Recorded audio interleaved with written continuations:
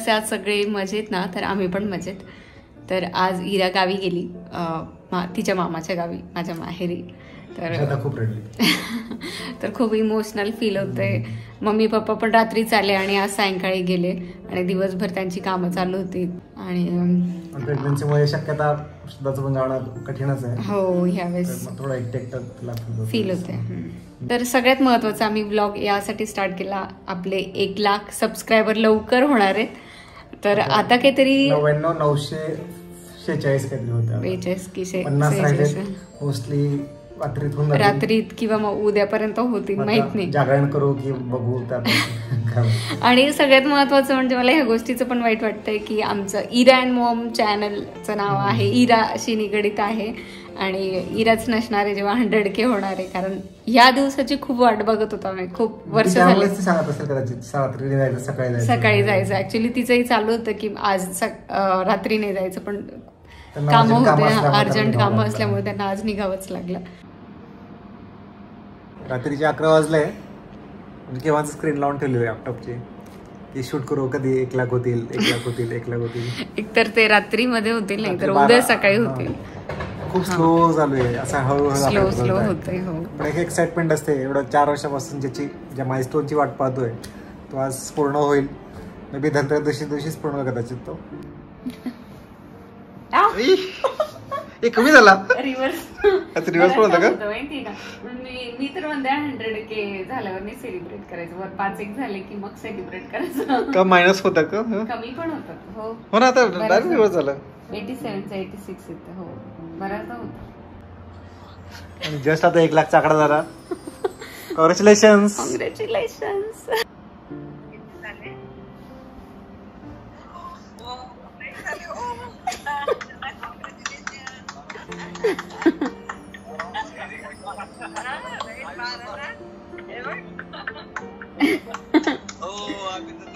Thank you.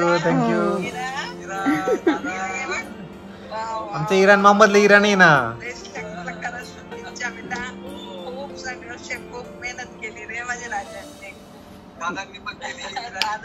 नाही, श्रद्धाचीच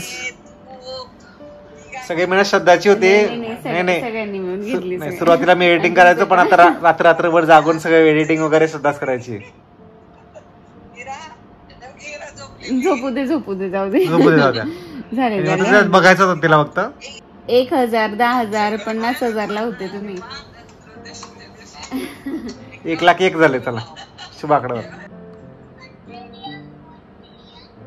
1 million नाही बेटा, 1 मिलियन नाही बेटा, 1 लाख झाले. Hello, good morning.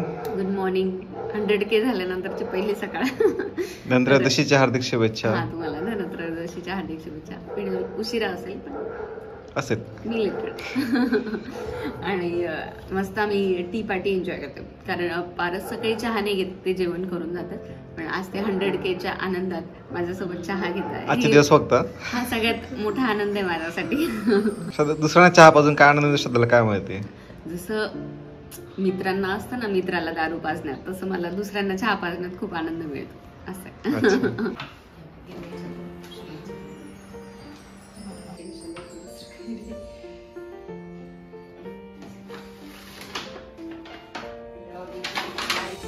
श्रद्धाचं इकडे सेंटरच्या गिफ्टचं पॅकिंग चालू आहे, म्हणजे व्हायला चाललं आता. काही नाही, आता झालंच पॅकिंग. आणि आता मी निघतो सेंटरला. श्रद्धा दुपारी येणार आहे. मग तर आम्ही गिफ्ट मध्ये गेल्या वेळेला टिफिन दिले होते, दरवेळेला काहीतरी देतो किचन रिलेटेड वगैरे. तर ह्यावेळेस सर्विंग बॉल्स दिले. You can see.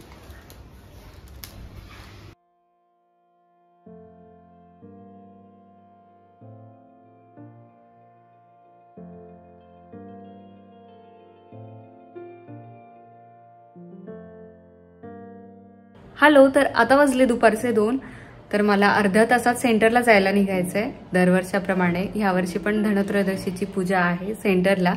पूजेचं सगळं साहित्याची जमवाजमव केली आहे. आता तिकडे जाऊन पूजा वगैरे मांडू आणि मग पूजा करू. तिकडे गुरुजींना पण सांगितलंय 3:30 वाजता. पूजेसाठी हे वस्त्र घेतलेत आणि देव पुसायला हा रुमाल आहे. हात पुसण्यासाठी पण ह्याचं आठवलं आता.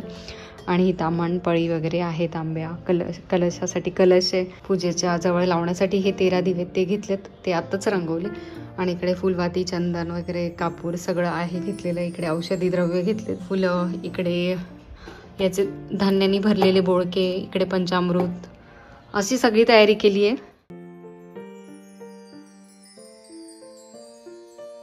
हॅलो, तर मी आता सेंटरला आली आहे पूजेसाठी आणि आम्ही दोघी मॅचिंग आहोत.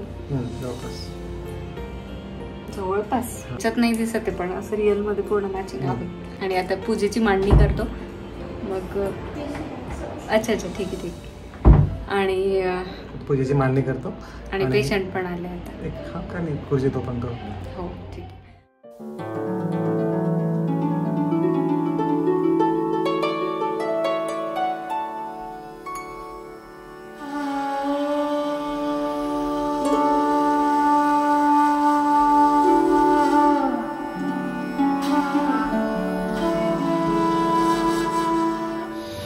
स्टाफने खूप छान डेकोरेशन करून ठेवलंय फुलमाळांचं. आणि आता आम्ही इथे पूजा पण मांडली आणि इकडे बाहेर पण छान रांगोळी काढली.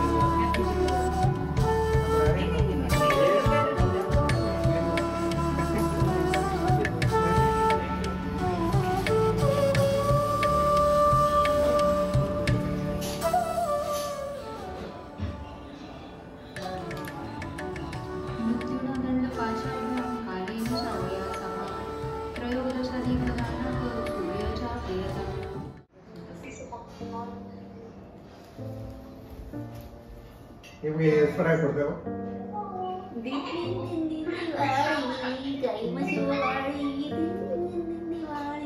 सुस्तरी बोलता होते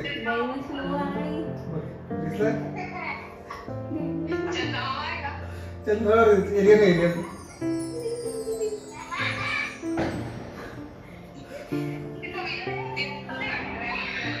हाँ त्याला एलियन प्रेग्नेंट वाटतं.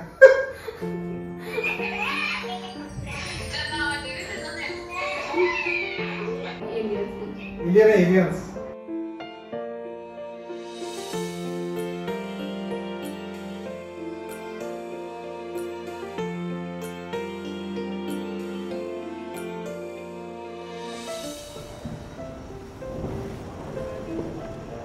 तर आता रात्रीचे 10:30-11 वाजलेत. म्हटलं चला झोपण्यापूर्वी केक कट करूया. तर इथे आम्ही 100Kचा केक ऑर्डर केला होता माझ्या मैत्रिणीकडे. छोटूसा केक ऑर्डर केला आहे कारण इरा पण नाही, आम्ही दोघीच आहोत खाणारे. पण इरा बोलली फोनवर की मी आल्यावर पुन्हा सेलिब्रेट करायचं. मम्मा म्हटलं हो ठीक आहे. तर छान केक बनवला आहे आणि म्हटलं चला केक कट करण्याआधी तुम्हा सगळ्यांचे आभार मानूया. कारण आज जो आम्ही टप्पा गाठला आहे 100Kचा तो फक्त तुमच्यामुळेच. कारण तुम्ही इतकं प्रेम दिलं आहे, नेहमी मोटिवेट करत आलेत. कारण बऱ्याचदा आम्ही विचार केला की नाही बाबा आता थांबून जायचं आणि बस आता बऱ्याचदा व्ह्यूज नाही मिळायचे, सबस्क्रायबर्स वाढत नव्हते, कुठेतरी स्टॅग्नेट येऊन जायची. हां कंटाळायचं तिथंच की का करतोय उगीच. तर मग तेव्हा तुमचं मोटिवेशन मिळायचं की ताई तू कर, आम्हाला आवडतायत. मग चला पुढचा व्हिडिओ टाकू, पुढचा व्हिडिओ एक करत असं करत आज 100K पूर्ण झाले. तुमचे आशीर्वाद, तुमच्या शुभेच्छा तर होत्या सोबत माझ्या फॅमिलीचे पण आशीर्वाद. सगळ्यात महत्वाचा सपोर्ट म्हणजे पारस, की मी जे काही करू शकली ते पारसमुळे करू शकली. माझा सपोर्ट होताच, पण मेहनत श्रद्धाचीच होती पूर्ण. नाही पण आम्ही आमचं दोघांचं आणि सोबत इराचा पण बऱ्यापैकी सपोर्ट होता. म्हणजे ती आम्हाला करू द्यायची. सुरुवातीला जेव्हा लहान होती तेव्हा दिलाय त्रास. आम्ही शूटिंगच्या वेळेला ताईकडे सोडायचो किंवा मग एकतर तिला कशात तरी एंगेज करायचो ड्रॉइंग वगैरे याच्यात, मग तेव्हा आम्ही शूटिंग करायचो. पण आता तिला जसं समजायला लागलं, ती मला शूटिंगसाठी व्हॉइस ओव्हरसाठी इतकी पूर्ण पिन ड्रॉप सायलेन्स ठेवते रूममध्ये आणि तिचं काम करते. तर तिचा पण खूप सपोर्ट आहे. पारसचा सगळ्यात जास्त सपोर्ट आहे, कारण बरेच जण आम्हाला म्हणायचे की डॉक्टर असून हे काय स्टार्ट केलं तू आणि हे काय, खूप काही बोलले. आम्ही दुर्लक्ष पारस बोलले, एका कानाने ऐकायचं आणि सोडून द्यायचं. तिला वाटायचं बऱ्याच वेळा, ती डिमोटिवेट व्हायची की आता याच्यातून काही मिळत पण नाही, मी का प्रॅक्टिसमध्ये जास्त इन्कम पण होईल. पण आम्ही म्हणजे इरासाठी मेन केलं होतं स्टार्ट, कारण इरावर लक्ष ठेवायला कोणातरी घरात थांबावं लागणार होतं. ॲक्च्युली काय झालं, जेव्हा इरा लहान होती ती आमची प्रायोरिटी, म्हणजे अजूनही तीच प्रायोरिटी आहे आमची. पण तिला सोडायचं नव्हतं आणि त्यानंतर कोविड आला. कोविडच्या काळामध्ये पारस पण इन्फेक्शन झोनमध्ये जायचं, ऑब्व्हियसली पेशंट ते बघायचे आणि मी पण जाणार, मग तिच्याकडे कोण बघेल. दोघांना जर आयसोलेट केलं, क्वारंटाईन केलं दोघांना, तर मग ती भीती होती आणि ह्या वेव्ज एकामागे एक येत गेला, त्यामुळे भीती राहायची. मग त्यामुळे मी म्हटलं ठीक आहे, सध्या प्रॅक्टिस नाही केली तरी चालते. मग त्या काळात फावल्या वेळात काय करायचं, थोडंसं मी खचून जायचे. तर मग पारस आणि मी आम्ही दोघांनी डिस्कस केलं की आपण यूट्यूब चॅनल स्टार्ट करू, मेमरी तयार करण्यासाठी. म्हणजे हो, कारण पारसला माझ्या ऑर्गनायझिंग आयडियाज आवडायचे घरातले.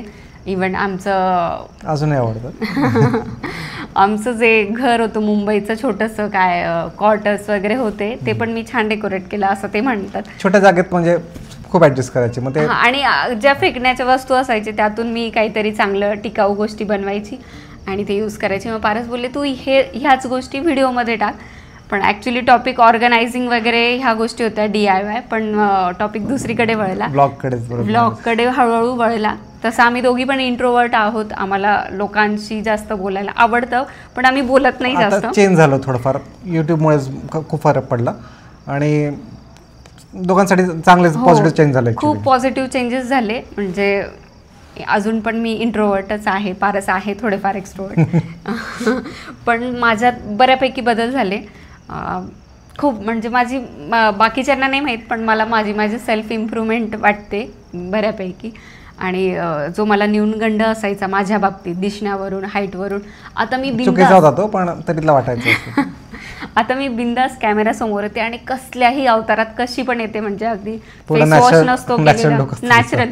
जे मला इव्हन माझे फ्रेंड्स पण म्हणतात कॉल करून की थोडंफार मेकअप करून बसली तर जास्त छान दिसेल. कारण बरेच जे आहेत इन्फ्लुएन्सर ते स्वतः तयारी करतात, स्वतः अपडेटेड राहतात, कपडे चांगले घालतात आणि मग तुझ्याकडे एवढं वॉर्डरोब भरलंय. घर आवरून इराचं सगळं बघून बऱ्याच वेळा वेळ भेटत नाही, मग ते जो वेळ असतो त्या वेळेत ॲडजस्ट करून करते. मग त्याच्यामुळे करायचं पॉसिबल नाही होते असं. आणि बरेच लोक म्हणतात की माझा सपोर्ट होता म्हणून तिला करता आलं किंवा करणं शक्य झालं. पण ॲक्च्युली खरं कसं आहे, स्त्रियांनी जर इंटरेस्ट दाखवला आणि त्यांची मनापासून इच्छा असली ना तर त्यांना नक्की सक्सेस मिळतं. आणि केलं तर नवरे पण सपोर्ट करतात. ॲक्च्युली कामच आहे नवऱ्यांचं, करायलाच पाहिजे. आणि तिचं इराला सगळं सांभाळून, मेन इराला सांभाळून, कारण घर सांभाळणं तर बऱ्याच लेडीज करतात, पण इराला मोबाईलपासून लांब ठेवणं, तिचा अभ्यास घेणं, तिचं म्हणजे अजून पण ती तिच्या हाताने जेवत नाही इरा, तर तिला तिच्या मागे बसावं लागतं हिला कंटिन्यू. ती मोठी झाली आता, ती खाऊ खाते ती पण तिला वाटतं की माझ्या हाताने. आणि मुलं ठीक आहे ना, काही वर्ष खातील, इंडिपेंडंट होतील. मग मला पण आवडतं तिला भरवायला वगैरे. आणि वेळ आली तर तिला जर मी सांगितलं की बेटा आज माझ्यात एनर्जी नाही, तर ती खाते पण तिच्या हाताने. आणि आता 100K झालंय, याच्यापुढे बरेच टप्पे पार पाडायचे आहेत. पण म्हणजे तिला मेडिकल प्रॅक्टिस करायची आहे इच्छा, आणि ॲक्च्युली करणार पण होती ती. म्हणजे फर्स्ट स्टँडर्ड नंतर स्टार्ट करायचं होतं, पण तेवढं सेकंड बेबीचा न्यूज मिळाली. कारण इरा आता पूर्णपणे बिझी झाली आहे, 3-4 वाजता घरी येते ती. म्हटलं तोपर्यंत मी करू शकते प्रॅक्टिस, पण नंतर सुट्टीतच कळालं की अरे प्रेग्नेन्सी आहे. जेव्हा आता बाळ मोठे होतील दोघं, त्यानंतर प्रॅक्टिस करू शकते. तोपर्यंत हा चांगला as a source of income पण आहे आणि तिचा एक छंद पण आहे. हां, जे स्किल्स आहेत त्या वापरण्यासाठी पण म्हणजे त्या दाखवण्यासाठी पण चांगला प्लॅटफॉर्म आहे असं. खरंच बरेच जण विचारतात ताई मला यूट्यूब चॅनल स्टार्ट करायचं वगैरे. कन्सिस्टन्सी आणि चांगलं कॉन्टेंट देणं फार गरजेचं आहे. मला माहीत नाही माझं कॉन्टेंट कसं आहे वगैरे, पण कन्सिस्टन्सी ठेवा आणि काहीतरी दुसऱ्याला त्यातून शिकायला मिळावं वगैरे, असं काहीतरी वेगळं आणि नॅचरल ठेवा. कोणाचीच कॉपी नका करू ह्या फील्डमध्ये. लोकांना कळून जातं जे आहे नॅचरल स्वतःचं. आणि आमचं कधीच स्क्रिप्टेड नसतं. आम्ही बऱ्याचदा की चला ब्लॉग स्टार्ट करायचा का, ब्लॉग स्टार्ट करतो असं असतं. आणि बऱ्याच गोष्टी मला इम्प्रूव्ह करायच्या, एडिटिंग वगैरे सगळं शिकायचं आहे. फोटोग्राफी शिकायची आहे. शिकायचं म्हणजे फोटोग्राफी चांगली तिची, पण एडिटिंग तिला झिरो होतं, लिटरली झिरो होतं. पण आता इव्हन पारसला जमत नव्हतं, पण पारसने युट्यूबवर शिकून एडिटिंग केली आणि मग नंतर मला शिकवलं. आणि माझ्यापेक्षा आता जास्त छान करते. मी हार्डली पहिले 2-3 महिने केलं असणार आहे, त्याच्यानंतर पूर्ण एडिटिंग तीच करते आता. म्हणजे एडिटिंगपासून थंबनेल, व्हॉइस ओव्हर, सगळ्या गोष्टी. म्हणजे मला आश्चर्य वाटतं कधी कधी ज्याला कॉम्प्युटर ऑपरेट करतात ना, ते आज पूर्ण माझ्यापेक्षा जास्त छान ऑपरेट करते आणि एडिटिंग करते. असं मला सगळ्यांना सांगायचं की कुठलंच फील्ड कमी किंवा जास्त किंवा इंटरेस्ट पाहिजे, तुम्हाला ज्याच्यात इंटरेस्ट आहे त्यात करा. आता मला बरेच तुम्हाला सांगितलंच की डॉक्टर आहे, हे काय केलं वगैरे. ठीक आहे, प्रत्येकाला बॅकग्राऊंड माहीत नसतं की काय आहे, यांची सिच्युएशन काय आहे. तर ज्याच्यात इंटरेस्ट आहे त्यात करा, एवढंच मला म्हणायचं आहे. चला आता खूप वेळ नाही घेत तुमचा, आता आम्ही केक कटिंग करतो कारण खूप उशीर पण झाला आहे आणि इरालाही झोपायचं आहे. तर इराचे फोन येत आहेत केक कटिंगसाठी. हे बघा इरा पण आहे सोबत. इरासोबत आम्ही इरा अँड मॉमचे 100Kचा केक कट करतोय आता. Congratulations and celebrations. सगळ्यांनी घ्या. खाल्ला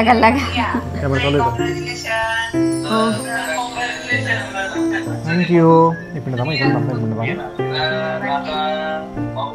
चल